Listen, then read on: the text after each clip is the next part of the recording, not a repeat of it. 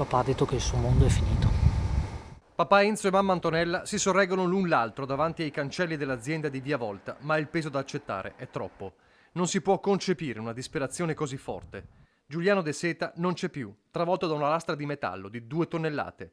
Giuliano che amava la vita, Giuliano che voleva prendere la patente, Giuliano che frequentava il quinto anno all'ITIS Da Vinci di Portogruaro e ai 18 anni appena compiuti cercava già il suo futuro lavorativo. Quinto giorno di stage alla BC Service di Noventa di Piave, impresa che si occupa di manutenzione e lucidatura stampi e che qualche anno fa aveva sede nel Trevigiano prima di trasferirsi in Veneto Orientale. Poco dopo le 17, quel rumore e quelle urla. Giuliano si trova da solo in un'area dell'azienda quando la lastra, per cause tutte da accertare, gli cade addosso durante un'operazione di spostamento della pesante struttura, scivolata da un cavalletto.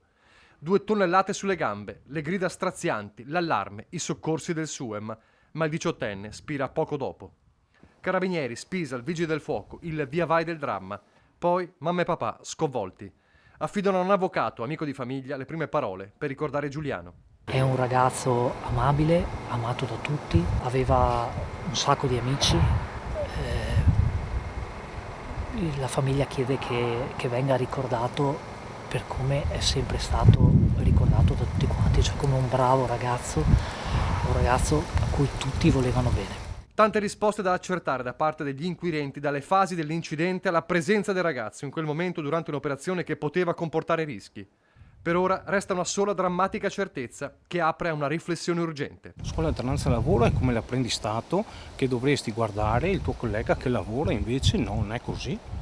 Quindi questa cosa la dobbiamo sicuramente cambiare tutti quanti insieme, perché oggi è capitato a questo, ma domani io ho una ragazza di 17 anni e una di 13, e voi siete sicuramente genitori anche voi. Non si può più andare avanti così. Qua non lo so che cosa è successo. So solo che un ragazzo di 18 anni non torna a casa. Questo non va bene. Giuliano De Seta come Lorenzo Parelli, l'altro diciottenne stagista vittima del lavoro nel gennaio scorso in un'azienda di Lanuzzacco in Friuli. Volti di ragazzi tra le croci di un cimitero sempre più grande. Industria 4.0 a che cosa serve se alla sera non arriviamo a casa?